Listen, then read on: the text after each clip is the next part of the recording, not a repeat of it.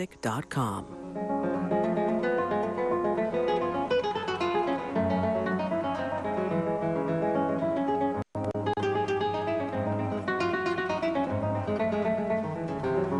And Dudley.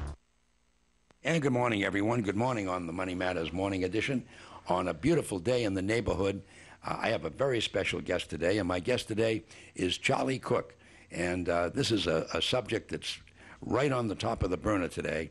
And Charlie is an instructor in gun safety, firearm safety. Good morning, Charlie. Good morning, Dick. It's great to be here. Well, you know, one of the things that I think a lot of people do not just simply understand is the different types of guns, the different numbers of licenses there are for those weapons. Mm-hmm. And, you know, where you do this and teach people, and I thought it would be a great discussion this morning, and maybe start off by explaining to people some of the different courses that you teach. Okay. Basically the entry-level course that I teach is the NRA's Home Firearm Safety course. I like to tell people it's rifles and shotguns and handguns, oh my. We cover how to be safe with the firearms. We talk about what safety is. We talk about the 3 safety rules, about always keeping a gun pointed in a safe direction, always keep your finger off the trigger, and always keep it unloaded until you're ready to shoot it. We talk about how you load and unload the different types of handguns. I do revolvers and semi-automatic handguns. We talk about single action, double action only, so different ways that the firearms work. We also talk about different types of rifles and shotguns and how to be safe with those. And during those classes, I show everyone how to be safe, and I show them how to load and unload the guns so that they don't hurt themselves, so that they know how to do it properly, depending on what type of firearm that they get. The next course, and that course is it's about 4 hours long, and that's the minimum that you need in order to... 4 hours? Yeah, 4 hours, yeah. Well, you know, one of the things that you mentioned in that course is you teach them how to load and unload a gun, and the things you teach them not to do. Be right. Careful where you aim it. Don't keep your finger on the trigger, yep. Et cetera, et cetera.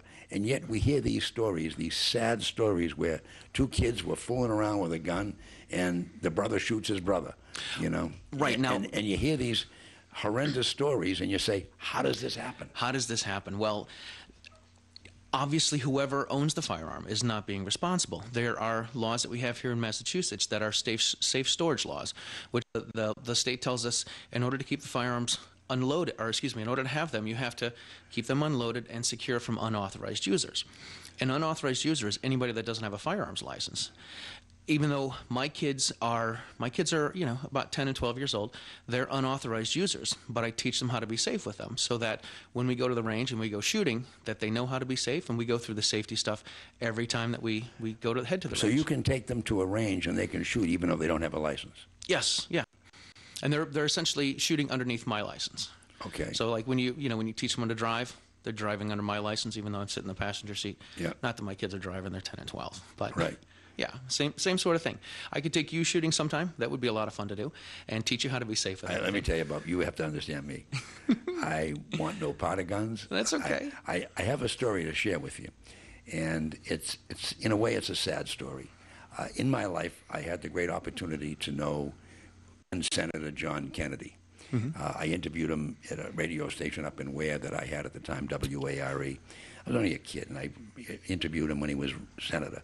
2 years later, he ran and became president of the United States. Wow. And we had a little relationship. He was coming up to the university, to Amherst College, up in Amherst, Mass., to dedicate the Robert Frost Library, and I was invited to go see him and meet him and say hi to him. I went there, and it was, actually happens, it was 1 month to the day before he was killed. Wow. It was October 22nd of 1963. And he dedicated the Robert Frost Library. He flew into Chicopee, mm-hmm. and then they brought him over by limousine to Amherst. Get out of the car, and there was a big, long walkway to go where he was going to go, mm-hmm. and they had the room down there, the windows were all boarded up and everything, and they had a white phone and a red phone on the desk and all that, you know. But anyway, as he was walking in, there was a bunch of kids along the fence, and people had come out, the school kids all come out to see him, and he was waving and everything, and some kid had a broken ankle, a broken leg. Mm-hmm. And he stuck it through the fence and asked the president to sign it. And the president stopped, squatted down, and signed the kid's cast.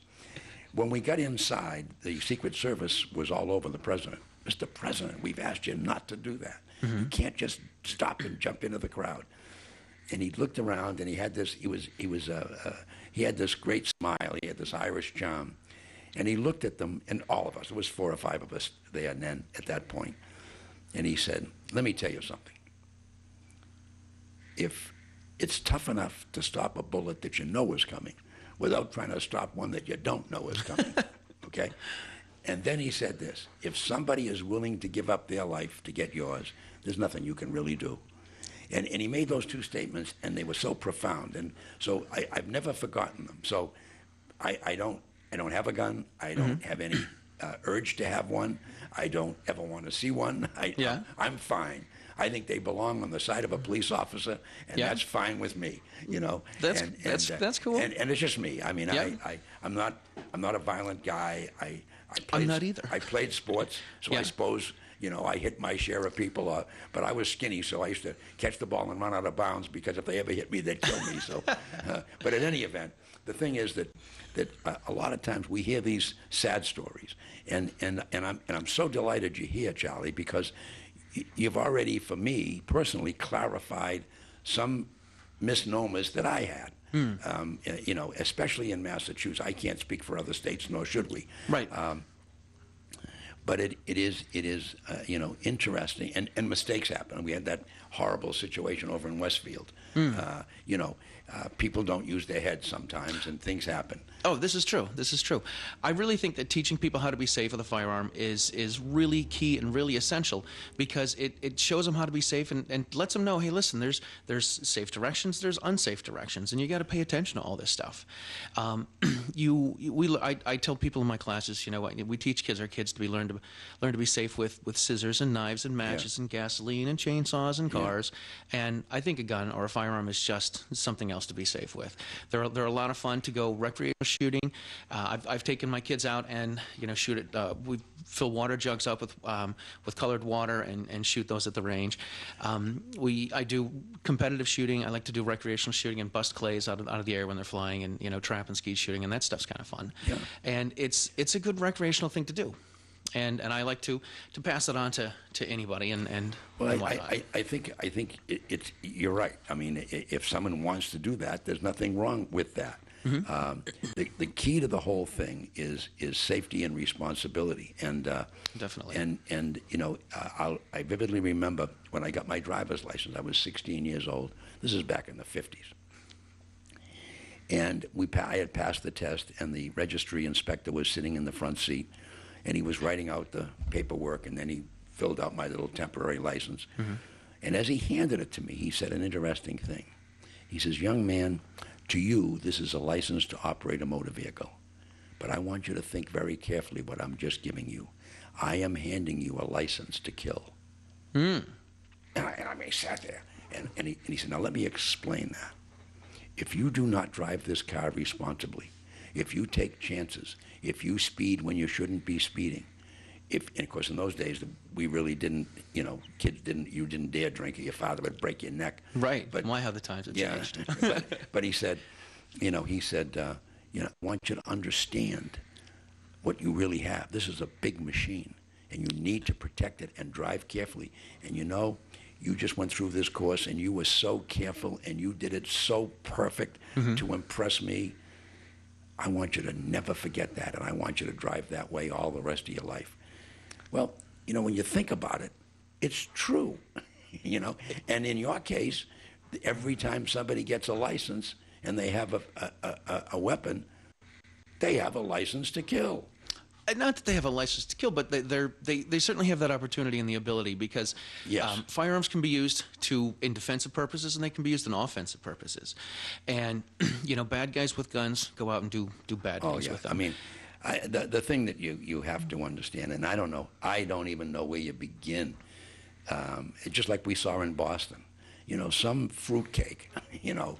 Oh yeah. Some nut trying whatever he did it for, getting back at somebody, or just for the fun of watching it, you know, maimed and killed 3 people and maimed a lot of others, and their lives will never be the same again.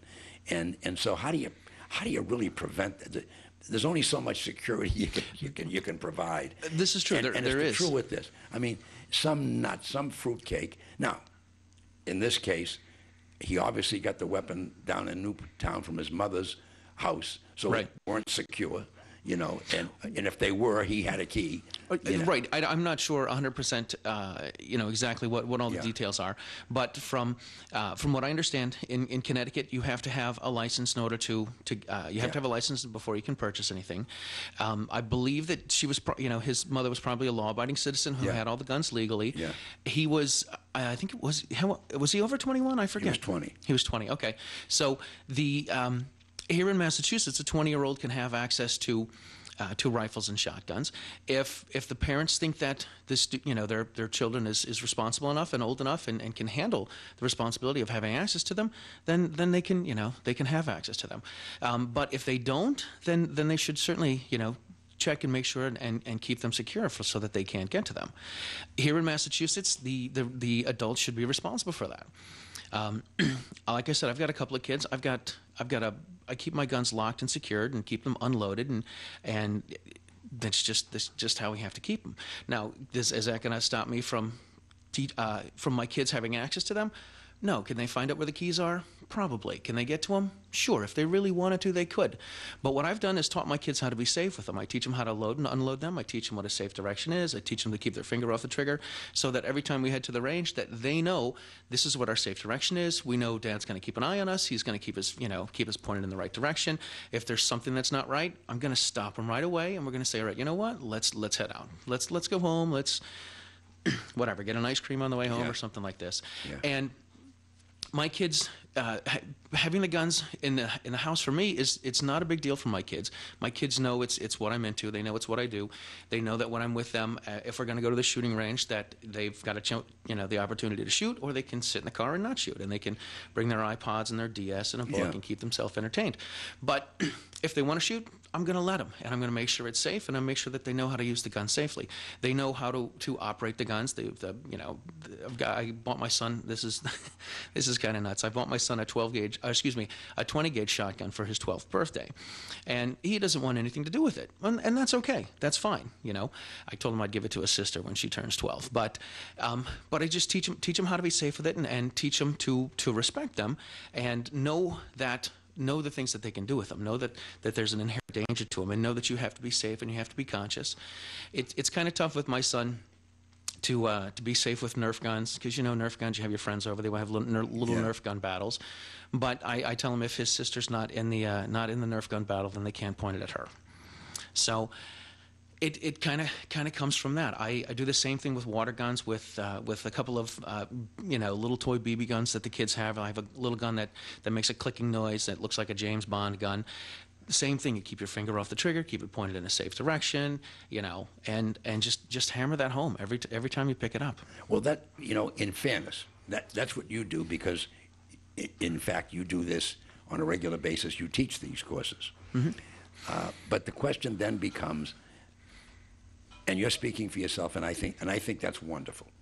But what about the other fellows who aren't as attentive, who don't pay as much attention, who may be careless around people with their kids? Mm-hmm. Those are the ones that you have to be careful of. Oh, sure, this is true. Now, they've had to, in order to get the gun, they've had to go through a class, and they've had to learn about what all the safety rules are, and learn about what all the rules and regulations are for keeping them stored up.